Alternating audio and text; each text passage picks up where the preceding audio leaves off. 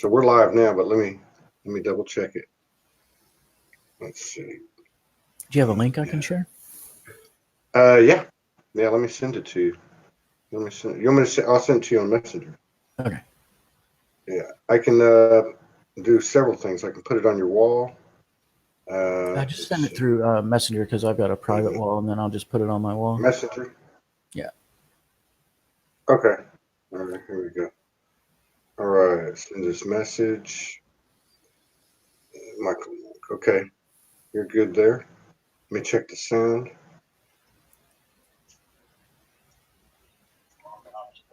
Yeah, that's good. People are starting to roll in now. All right, let me put it into a couple other walls. You see it? Yep, we're good. Did you get it, Michael, in the messenger? Yes, we're good. There we go. Yeah, there we go. Got 12 people in the house. All right, let's see now. Set this up. Okay, anything happens on my end, I'll just pop out and come back in.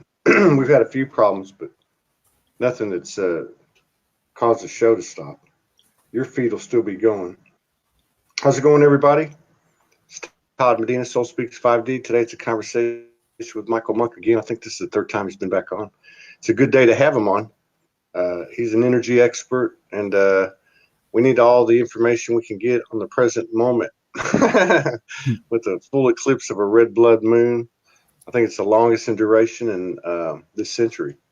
And then going into what they call the Lion's Gate 88, and another, or I just heard this today, but the last eclipse of the year on the 11th of August. So sounds like it's a energetic highway of transformation. What do you think, Michael? I think so. I mean, the whole last week's been that way for everybody that I know. Erratic changes in their patterns, inability to sleep more than a couple hours here and there, and just this sense of a powerful force that's driving them to succeed in different ways and to grow and evolve. And I've definitely experienced that myself. I'm a very inside out oriented individual. So when stuff's going on, I look for in here. So, like solar flares, for instance, people say the solar flares are activating our consciousness. It's actually our consciousness is activating. And so that causes an external reflection of that, which is the solar flares and stuff. So yeah, it always starts in here first. And then we look out there to have a gauge or a meter as to what's going on inside. And from my experience, that's the whole point of the physical projected creation, is to have that gauge or that meter to be able to see and experience what's within. Yeah. That sounds legit to me. And it's funny because this morning I was trying to actually write something, and what I was trying to explain, but I couldn't verbalize it, was the feeling I was getting, which was that this to this day, this full moon eclipse I feel it from the inside out, and I've never felt that before. Okay. And very resonated really deep. And like you said, it's just been one thing after another. I like the way you put it about how this energy is driving us to a certain place, or I say the highest and best place. But it seems to be both a combination of epiphanies, synchronicities of, which direction you're going, and also doors closing in front of you, behind you, around you, sometimes slamming. Yep. Yeah. So where do you want to start today? You're the energy master, and I think that's actually something that is becoming more and more common in the conversations, postings, that type of thing. Is people are starting to break it down to energy. It's all the same thing. Mm-hmm. Well, that's where it's all got to go, because energy is what we are, and the part of us that's energy is the part of us that's going to survive the death of the physical body. And for all this time, our consciousness has been used to driving the physical vehicle, and it took us a while to learn that. It took at least a couple years to learn how to walk. Then we had to learn how to ride a bike. Then we had to learn how to drive a car, play sports. You name it. The physical body took a while for our consciousness to acclimate itself to, and because of the veil, we've forgotten entirely about our spiritual, our energetic body. So we have to completely relearn how to use that body from the physical, if we desire to leave this cycle of reincarnation and actually grow into our full potential. So energy mastery and study of metaphysics is truly the only real worthy work to be done for each individual. Yeah, yeah, and the other thing that's interesting too is at the same time, and again, I talk to a lot of different people with the show, so there's a pretty broad spectrum of metaphorical communion or messages or understanding. But one of the things that seems to be occurring collectively is some type of greater symmetry or relationship or synergy with elementals, with insects, with birds, and like the language that you talk, the wind and the weather elements and such. Are you seeing some of that too? Oh, for sure. Yeah. That's primarily what I teach is all about. The out of body experiences are nice, and there are real spiritual, physical abilities that you learn, the kinesis and stuff, but it's really the true fruit in everything that I share is being able to connect to nature in that way. Because power gets old, it gets boring. You could shoot 10-foot flames from your hands and it would be fun for a day or two, but unless you're in expanded consciousness and feeling, experiencing new things at a feeling level, that's what we live to do. And we seek feelings through physical pleasure when we don't understand spiritual pleasure. So we're sort of in a loop, like a rat in a wheel. But once you unlock the spiritual side of things, you can experience feelings and pleasures that go way beyond anything that you could, within in the physical paradigm. We can expand out and encompass the air and the sunshine and know what it feels like to have that be your body, to actually be sunlight. I mean, wow. Or to, merge with a tree and be your tree and your body at the same time. It's really glorious. And I always like to use this analogy about how we all felt when we saw the movie Avatar, by James Cameron. Yes. The beautiful type of connection that they had with their world. They were a primitive culture with no technology whatsoever, but everything that they experienced and the way they lived their life was far more beautiful and far beyond what humanity in that time had with all of their massive, space age technology.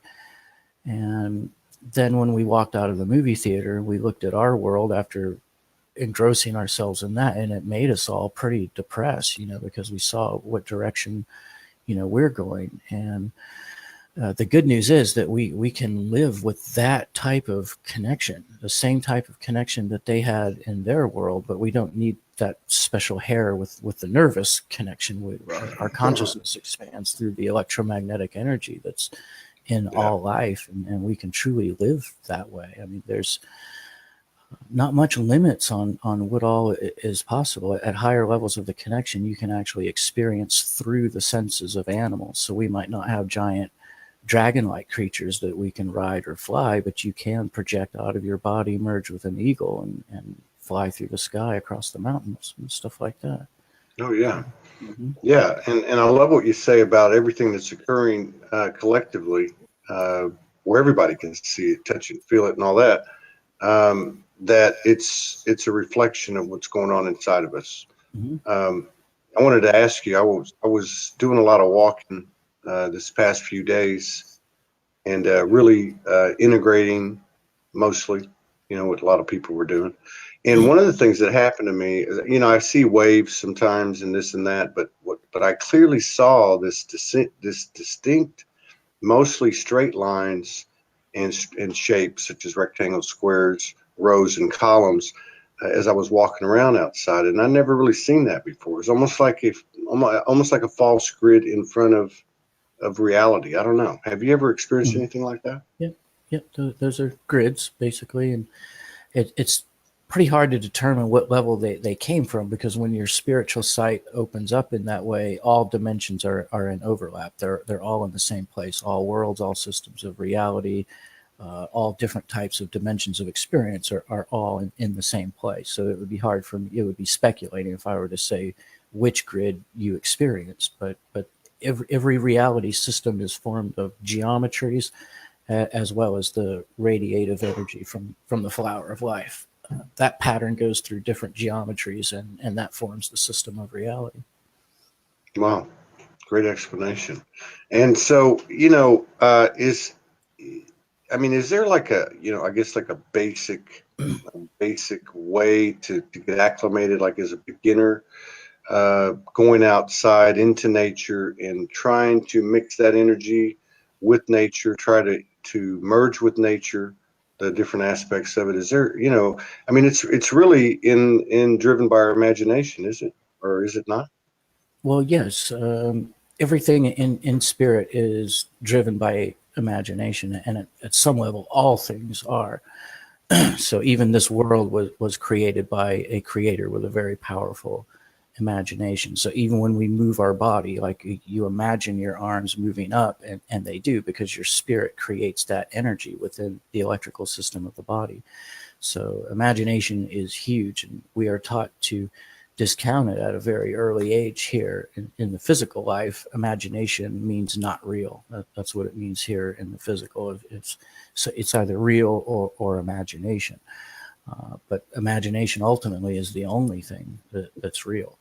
And that's one of the first things that you'll discover, and that it's a critical thing to understand, is that when you connect to the energy body, you are connecting to densities of energy that our consciousness came from, that we're already comfortable within, that we've already fused ourselves with, that we've already mastered.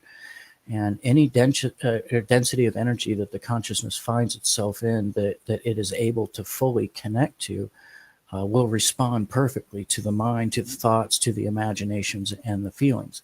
Here in the physical, it's not that way, because the physical reality is a high compression level of energy that's currently beyond our conscious ability to completely fuse itself with. So we don't own our physical bodies yet. We're borrowing them, where our spirits are overlapped through the electrical system and sort of controlling them robotically.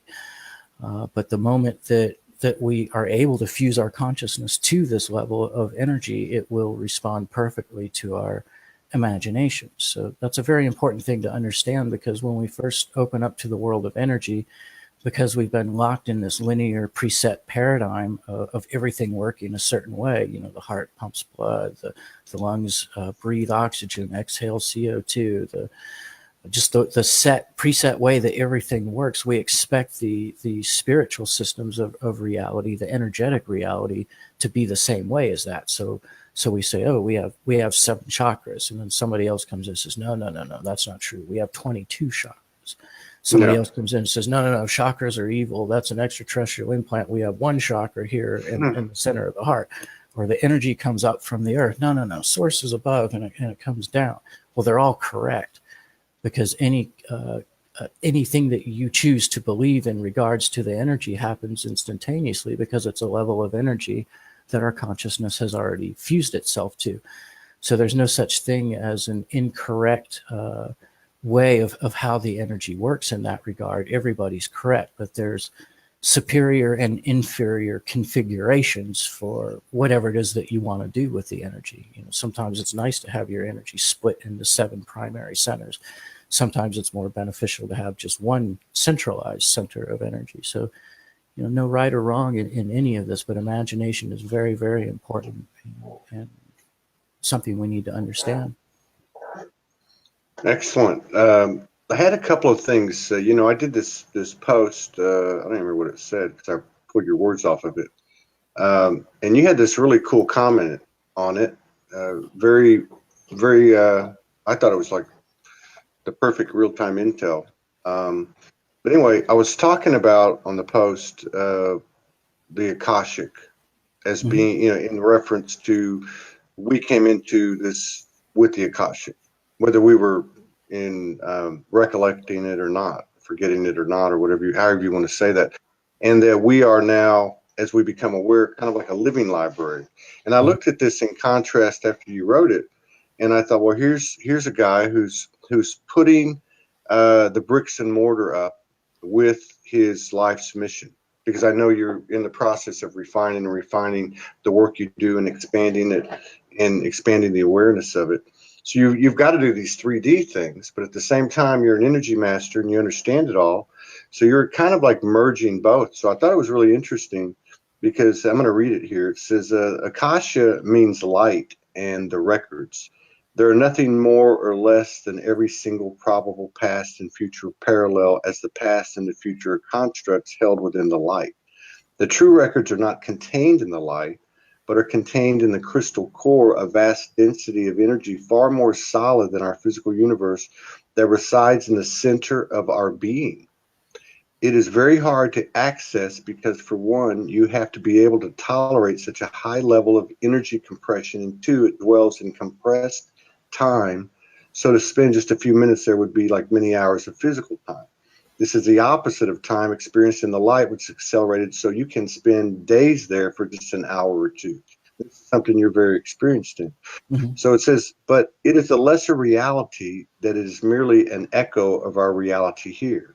In Mhm. short, this is why psychic information is so unreliable. It is a skill of absolute mastery to be able to view information that relates to our linear timeline. This core, this heavier, in the best sense of the word, that we carry in the center of our being.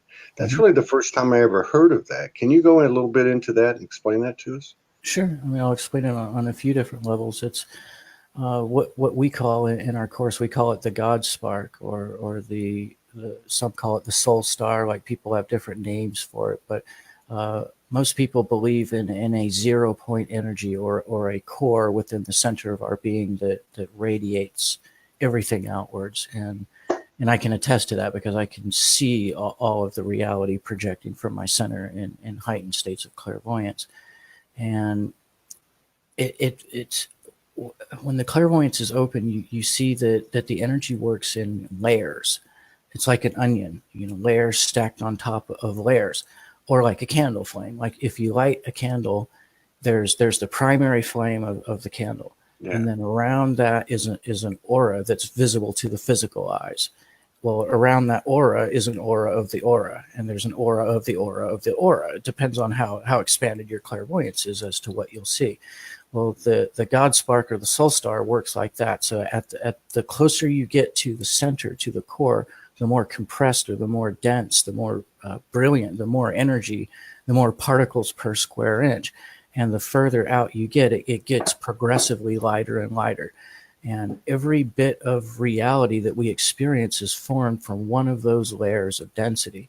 So all of the reality systems that we experience by projecting out of our body are out there in the light. And that's where 99.9% of the psychic information comes from. So here we are on Earth, which you could view as like the primary candle flame itself. And all of these spiritual realities are formed out of energies that are echoes or emanations from that. And that's where people access what they call the Akashic Records, is from this lighter energy. Okay. And it doesn't add up, it doesn't relate. And anybody that's attempted to can vouch for this. I mean, it's very, very hard to get any psychic information that's reliable. Or you'll meet a psychic and they'll tell you all about your past lives, but they can't tell you what state you lived in when you were 5 years old in this one. I mean, you would think Yeah. that would be even easier to know something about this life. So the problem with that type of information, well, and you also have people that have these fantastical out of body experiences, and then they come back to their body and they've got the official scoop on what's going on. So they make a video and they tell you the world's going to turn into a sun in 2013, and then it just doesn't happen, and they're left confused, and wondering why. And these people are genuine, and most psychics are genuine. They are seeing things, but that doesn't mean that it relates to the linear timeline, because the past and the future are emanations or echoes from this energy. So the past and the future exist simultaneously with the now, but they're out here in the light. And when the clairvoyance is open very high, you can see all of these simultaneously, and they're the source of deja vu. Why you get that feeling, I've done this before, because you have. because everything's happening simultaneously in this accelerated time in the emanations of this light. So before you and I or even did this show, we already did it in accelerated time out there in the energy of the future. Or you get these people that channel, let's just say the Greys or something, and they say we're from your future. Well, that's what they mean by that. They're not like saying they're from our linear future. They are us. They're an echo, an emanation, a projection communicating back to here to basically warn us of a potential mistake. And I'm not claiming to know the official story on any of this because I don't really pay attention. I'm just providing a scenario as to how that would work and line up. But every out-of-body experience that you have is going to take place in the energy of what we would call the past and the future.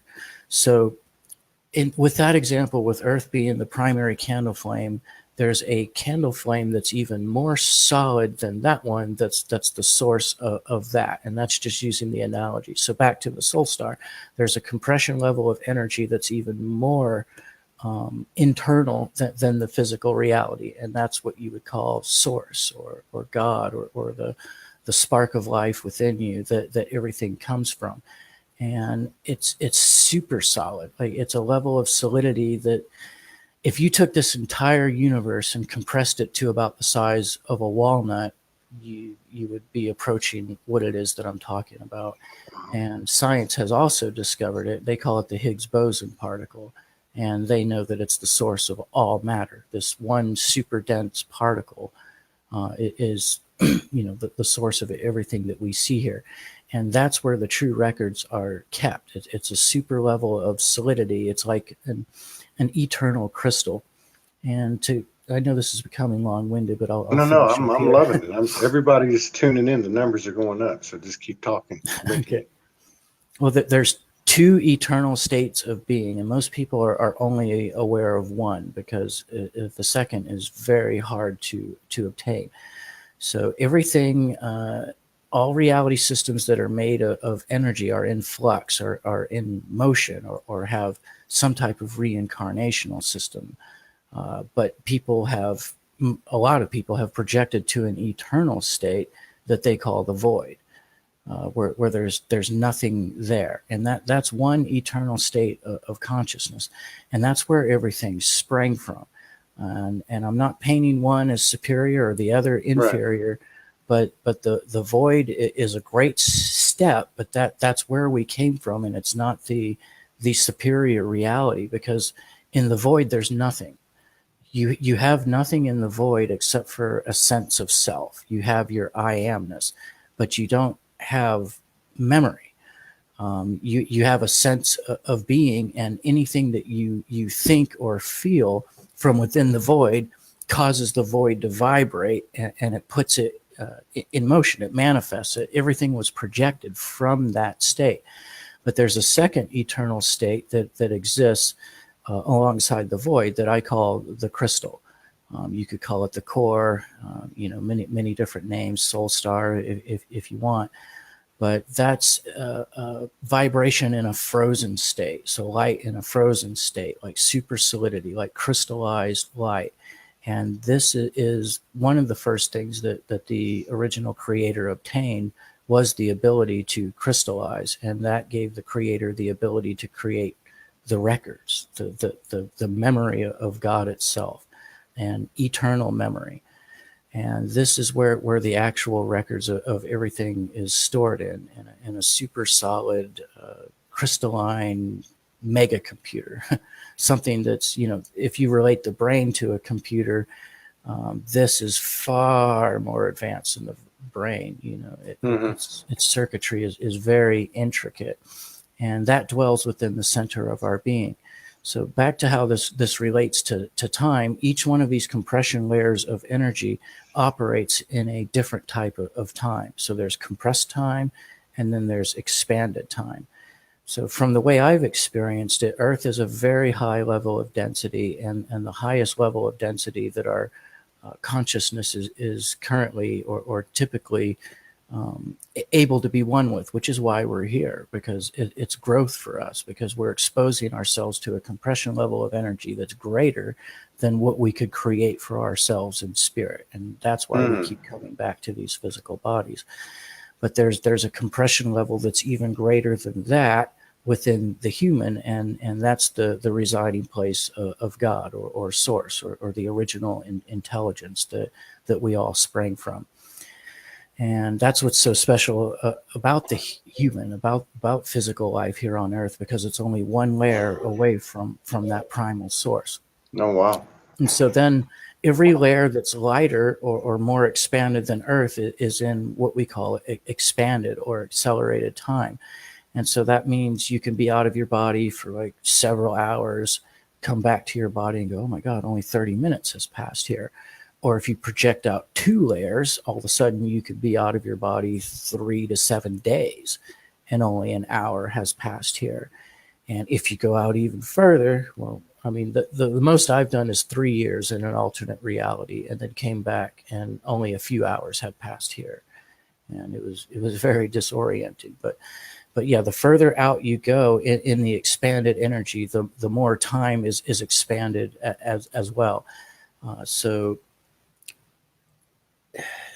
what I mean by that, and where I'm going with this, is that Earth, or the physical vessel, is a greater gear on the universal clock than all of these other reality systems that all of these supposed higher beings come from. They're not higher. Well, I guess if you want to use that word, but they're not at a greater level of evolution than us, and they are us. It's all one, fragmenting out. So the extraterrestrial consciousness that communicates back is us speaking back from another perspective in expanded time. So there's a lot of wisdom, to be had there, because there's so much room for vast experience in terms of intellectual wisdom, but in terms of primal source, of like who affects who. Well, they say as above, so below, but it's far more like as below, so above. So above, because what we do here echoes into all of that and changes all of that. So the angels versus demons, the negative ETs versus positive ETs, these are all echoes of the war each one of us wages within here in the physical system, in duality. But then if you go one layer deeper into yourself, where the only greater reality exists, so the only place a person could truly go to get information from a level of consciousness that's truly greater than humanity is in one more layer into a greater density to reach that greater gear on the universal clock. You will now be in compressed time, which means you could spend a few minutes there and a whole day could pass here. So in other words, it's not penetratable. Life is a mystery and continues to be so. There is nobody that can know everything about the past and the future. The veil here is pretty much impenetrable because of that system of time, the way it's all set up that way. So we can have out-of-body experiences. We can remember that we're spirit. We can experience the joy of that, but for as long as we're in a physical body, there's no way to fully penetrate that mystery, because there's no way for the brain to translate that level of information. In 3 minutes the brain can't there's so much happening in one tick of a moment in that greater source that the brain can't keep up. So we can get little tiny snippets, we can perceive how it's all going down, but it's like very concentrated at the core, is what you're saying, and this fits in with what I've always experienced, which is the universe teaches in a paradoxical manner.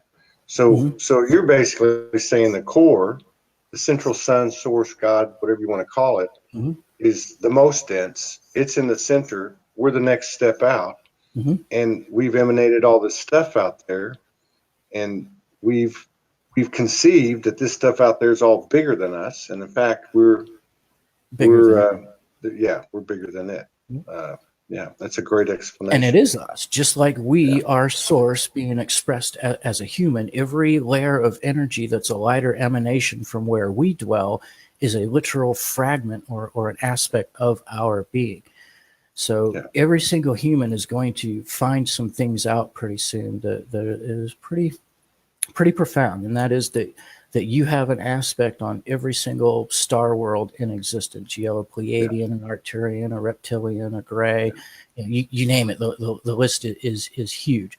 But you're not just a star seed. That's true, but it's a very partial truth. You're a God seed, yeah, and God is the original source, prime creator of everything. And because of that, and because of the layer of density where we dwell, which is just one layer out from the original source, all of these are aspects of our own being speaking backwards to us yeah. through It's time. almost like there's we're going back in time, or with the way the energies and things are happening, that it's almost like an inhale.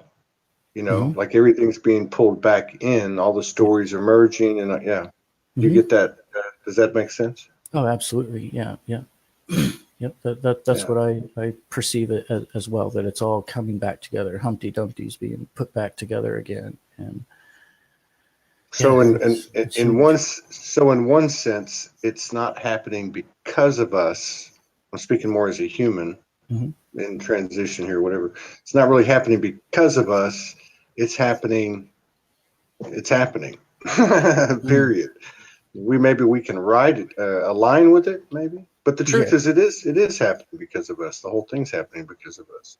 Yeah, Yeah, this just is a different degrees of truth in that, depending on the density layer of energy that you came from. So our influence as humans on the lighter density layers of energy is vast. It doesn't mean yeah, that they don't have any free will at all, but it does mean that we have a heavy degree of influence on what goes on in these hmm lighter systems of reality. Now, the source is in that greater compression level of energy, right here at the center of our being, and it has a massive influence on everything that's happening on the planet, and that's a good thing. But we do have free will at the same time. We contribute. We co-create. We're not. There's no robotic puppeteering going on here. It's always a co-creation. But the source that created this system of physical reality that dwells at the core of our being in oneness has a far greater impact on the direction that Earth is going to go than humans do. Thank God. yeah. And I think at the same time, what this is making me understand or see more clearly, visually, is like this past week. You and I were talking about it, and everybody's been talking about the energies coming down and the little come to Jesus meetings we're all having Mhm. with the universe. But I had mine 3 or 4 days ago, and it was just that combination of emotional, physical, mental. Work your overwork a little bit, but the energies, and I hit my knees, and I got very emotional, and so I spoke, from that vantage point, spoke to the universe, and said, I need some help here. But the truth is, I was aligning with, as I listened to you, I was really, what I was doing was speaking to my future, my past, my parallel aspects, and pulling them Mhm. all in, and finding some congruence, which is, to me, an exciting way to look at it. Oh, yeah. Does that make sense? Yep, absolutely. Yeah. So we're really closer to the core, which is the bottom line. We're closer to the core, almost as if Earth, if not absolutely so, is the center, is the Hmm. first, yeah, is the center. I believe it that way. Like you said, it's more like below is to above Mm. Yeah, instead as of below, so above. above. Yeah, Yeah. yeah, yeah. Yeah, that makes total sense. Great discussion. I'm totally digging this one. So it would only make sense that we can't penetrate that. When you refer to that veil, it's just too impenetrable. You're really almost like talking about the one that we would perceive as behind us. There seems to be a veil lifted that's we thought was in front of us, which is really the other way around. Yep. So The veil that's that we can penetrate reveals the lesser systems of reality, not the greater systems of reality. yeah, Earth yeah, is the greater system of reality in that comparison. Right. Amazing. This is amazing. It'll be amazing to see too. And I'm going back to your life's work, your abilities, and time put in and developed as a energy master, but also building that bricks and mortar in this age. How are you finding that a go? Trying to manifest, but also operate and honor the energy. Try to integrate them as far as working with people in the traditional or non-traditional sense, or 3D sense, or 5D sense, organization, planning, that type of thing. Do you find that challenging? I do.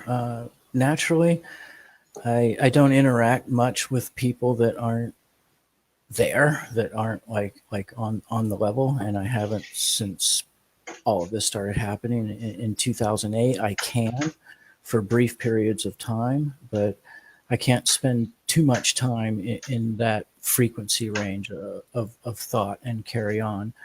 And I've been rearranging for the longest time now how I approach all of this, because once I perceive the greater reality being in the core of my being, and knowing that it's projecting or holding, all of space and time, the past and the future, I've been learning more and more to let go of all of this up here in the head, and to take that presence that normally is held up here in the mind space, the thinker, the planner, the coordinator, and just drop that down in the heart, and then just go for the feelings and the sensations, the way that the energy moves me to be, or to speak, or to behave, or even with appointments and time.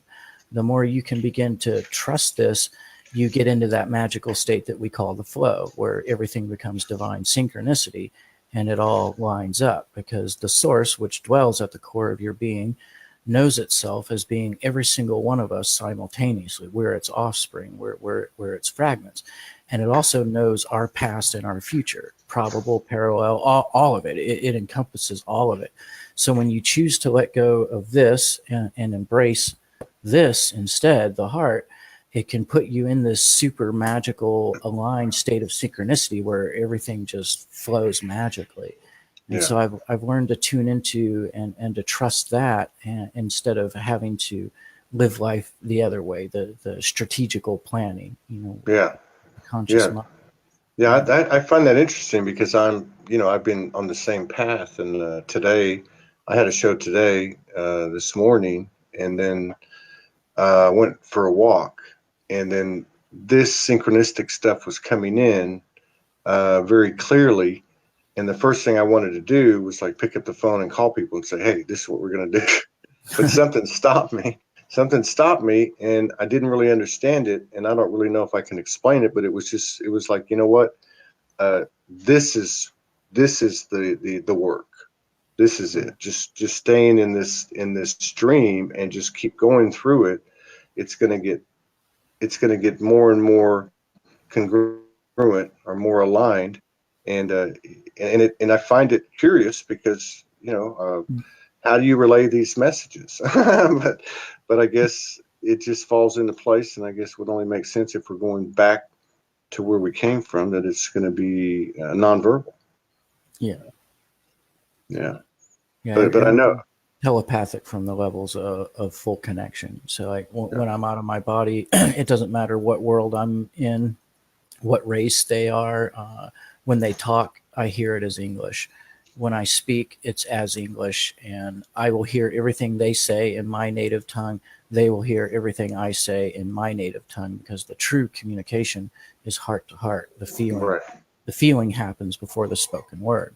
Like if I'm sitting here communicating to you, if you get inspired to say something, it happens in a flash, like a quarter of a second. You'll feel this feeling within you, and contained in that feeling is every single damn thing you could possibly say about it, which is why we struggle, or why we sometimes interrupt people to say what we want to say, because we're trying to hold on to that feeling, that contains all of the knowledge. So the true communication always happens before the mental communication even engages. So even animals can understand what you say in English while you're out of your body, because the true communication is heart to heart. And I think that's happening some maybe more in a more expanded way in our physical. Certainly, as we begin to access those lighter layers simultaneously with this, we will reopen the ability to communicate in light language, if you want to call it that. Yeah, yeah. And there's a lot of that going around. Mm-hmm. We've had some pretty powerful shows with people, that have been doing light language, ancient voice, and that type of thing. And you can. There's a part of you that can understand exactly what they're saying, even Mm-hmm. though they're not speaking it. Not speaking the native tongue in this consciousness. Right. Yeah. So this is amazing that this is all moving so fast. And I think from your perspective, because you're very objective. What do you see happening on the collective? I mean, it just seems to be moving so fast. It seems like these last 7 months have been like 7 years. Yeah. Well, everything is coming back together. The human consciousness has finally reoriented itself to go in instead of out. And the more of us that choose to do that, it's like a snowball. So it gains in mass, and the more mass it gains, the faster it grows or evolves. So each one of us that gets involved and does the work to begin to access both the greater core energies within and expand back out into the lighter energies that we came from, makes it far easier for everybody else to do it, because we are a collective mind, even though that might be veiled from us.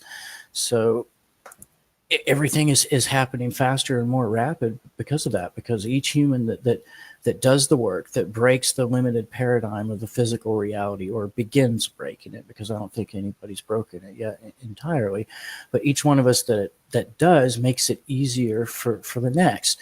Yeah. And they don't even necessarily have to do the work. Like, they could just be teetering on the edge of having a spontaneous awakening, and enough people in the collective have a conscious chosen awakening through the work, and all of a sudden things get thinned up or lightened up enough to where, boom, it can just happen for them. And so that's why it's snowballing like that. So like the first ones are walking through a concrete wall, and the latter ones are walking just through a sheet. Yeah, very much so. Yeah. So what I love. Sorry. No, go ahead. When I first made my energy course, Avatar Energy Mastery, back in 2011, and posted all the lesson videos,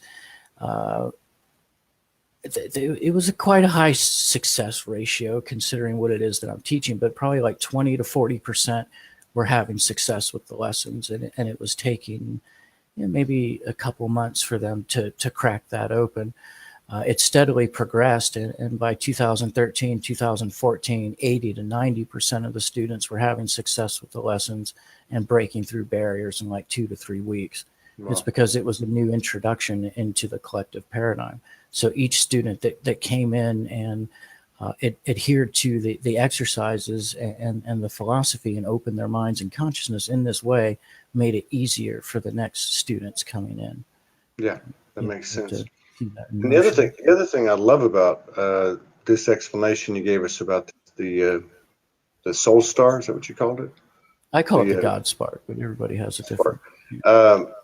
Is that it is headed the other direction, of course, and we've always heard, go inside, go within, but this just makes so much more sense in terms of what that comment was on the post, where you said you go into this central core.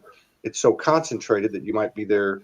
It's reverse of the outer experience, where you're gone for 3 or 4 hours and it was only 10 minutes. Mm-hmm. It's the reverse of that. It makes sense that this whole time and space thing is becoming less and less of an impact on us as a result. Now you're doing some fantastic work. I'm a big believer in, I think this is about our 505th show. That it takes a little bit of repetition to get the word out. Although I do think that we're picking up things a lot quicker now, but I know that a lot of people, based on the energy of the audience, would be interested to know what you do. Where do you stand with your life's work? I know you're refining it, and just kind of an overview. And I know you've done it before, but I know there's a lot of new people in here. So I think I think it would be a benefit to the audience, and also this is why you're doing this. You're doing this for the masses and from your heart. So if you could just take us through, for 10 or 12 minutes, what you're doing, whatever you feel like, however you need to, whatever background you need to put into it or whatever, Yeah. and how we can get access to where you're at, and so on and so on. Okay. Well, if you're just tuning in, my name is Michael Monk, and I'm an energy practitioner, a healer, and a teacher of metaphysics and consciousness expansion. I didn't choose this life path. You could say it chose me, or at least from the human level. I'm sure from the soul level I did, but it all started opening up for me in the year 2000. I wasn't seeking, but I had spontaneous telepathic communication with God. I was raised religious, so I viewed it in those terms.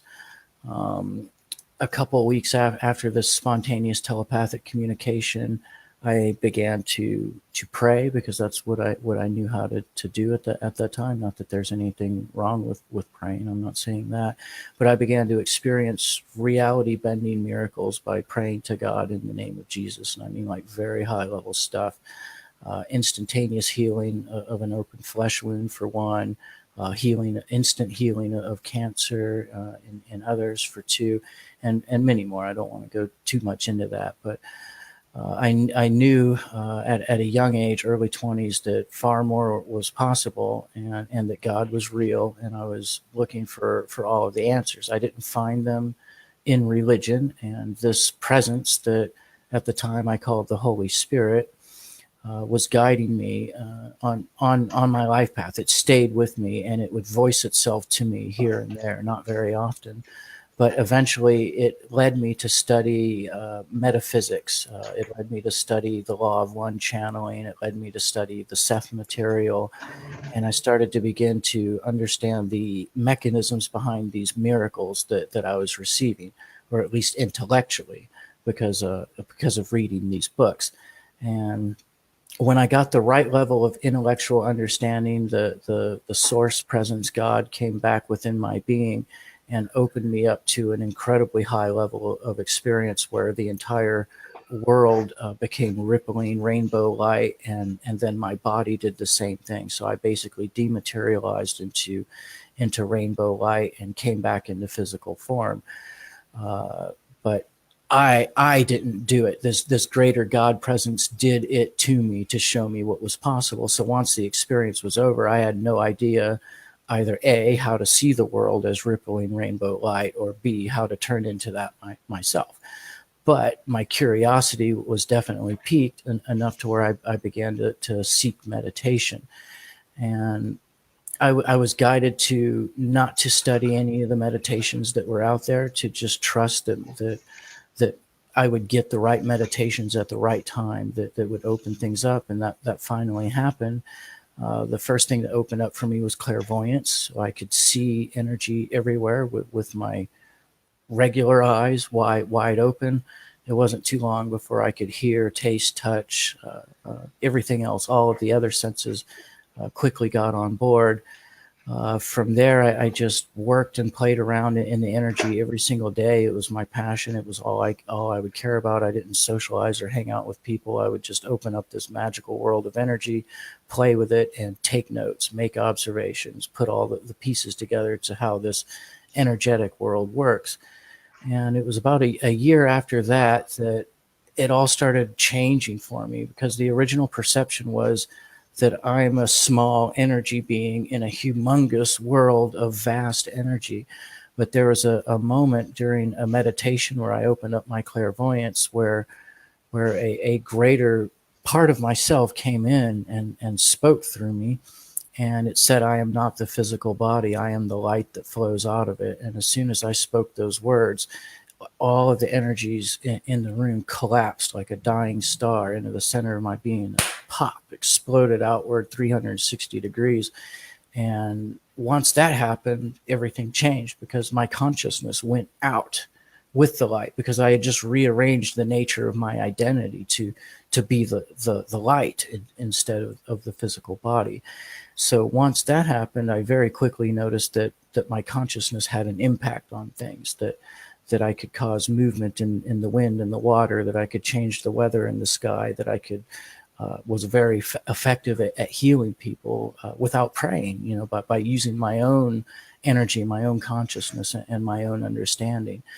So from there, I felt that I had something to share with the world, because while I had this magical world of energy that I could open up that nobody else could see, it was incredible, but I didn't feel like, you know, it was time for me to come forward and share. But by the time I developed these external, real, physical, spiritual abilities that can be demonstrated on camera, I decided it's time to share all of this. And so that was 2011, and I created the energy school that I'm still running today, called the Avatar Energy Mastery Institute, which is basically a compressed version of all that I went through. So I said to myself, if I were to go back in time to the Michael monk before he knew energy and teach him, what lessons would I want him to learn? Like, how would I do this to make sure that he grows in as fast a way as possible? And that's what Avatar Energy Mastery is all about. And I've been running that school for, it's 2018, so 7 years now. Wow. And you can look it up at avatarenergymaster.com or avatarenergymastery.com. They both go to the same address, but there's a website there with video demonstrations and links to the energy course that I teach, as well as I'm still offering healing sessions for another few months, and also activation of higher consciousness. So all of that is available at avatarenergymaster.com. And to wrap it up, I've taught a student in my course who got to my mastery level. I've got 3 levels in my course called Awakening, Advanced, and Mastery. But he happens to be a professional animator, and it's definitely a part of the flow. But he offered to work with me. And so I've been busy over the last entire year, because it's very, very time consuming to make animations, putting all of my course material into a new format with high definition studio filming. That's why I got the green screen there with animation. So it's like a whole new level. You know, an animation can pop up to the left or to the right of me to help expand on what I'm explaining, or I can fade out entirely and the whole screen can become an animation. You can do that anyway, though. Yeah. That's the third level. For them. But if you're eager to start, there's definitely no reason to wait, because I'm going to offer that all current members of Avatar Energy Mastery can stay at the price point that they're at, which is $29 a month for that. Mm-hmm. I am increasing the fee to $39 a month, because these animations, it's insanely time consuming to make them. It can take a week to a month to make one short video.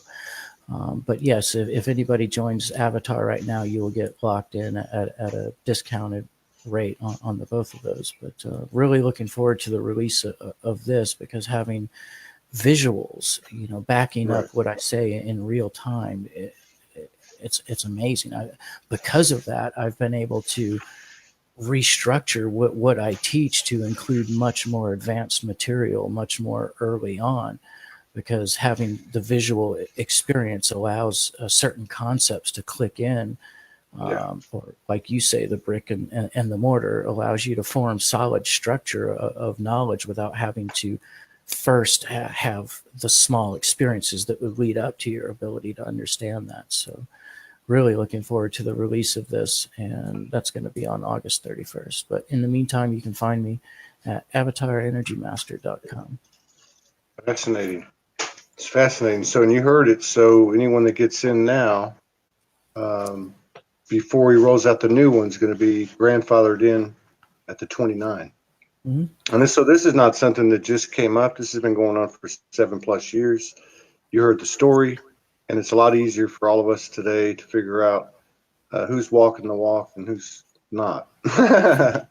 So, but Michael, this is the 3rd time he's been on. He's very well known and respected. Anybody needs to get in touch with him or find him, down the road and doesn't remember, you can go through me. And I'm sure we're going to be doing some more collaborations together. But since we're walking into this new energy, we're not going to discuss it. We're not going to plan it. But but I have it all going off in my head. I'm sure you do too. Mhm. But I'll be glad to help you anyway if and when you put anything out or you want to get anything out, as I've told you before, and expand the awareness of it. Just let me know. Excellent. We're moving forward too, and you're on my list to inform. And really, you don't have to do anything different. We're just looking to expand this platform and give people like you a wider awareness so that we can all move through this with a little more ease and grace. That's great, brother. I'm honored. Yeah. I appreciate you, brother. Thank you for coming on again. I can't wait till the next time. I look forward to what you got coming out. I'm going to do a little R&R Monday and Tuesday, and I have it in my calendar. I'm going to go through your stuff a little bit deeper. I don't have much time, and I've touched here and there, but I want to go a little bit deeper. Yeah. Sure thing. And we'll probably meet in person sometime, and I can show you a lot of this firsthand. That'll be fun. Yeah, I was thinking that about 30 minutes ago, 30 minutes back in the show. I was thinking, you're in the Panhandle, Florida, right? Yep. Okay. Yeah. I think, yeah, it could be a lot sooner than we might think too. Peace out, brother. Thank you a lot. I'm staying. God bless you all. Thanks for tuning in. All right. Take care. Thank you, everybody. Bye-bye. See you later.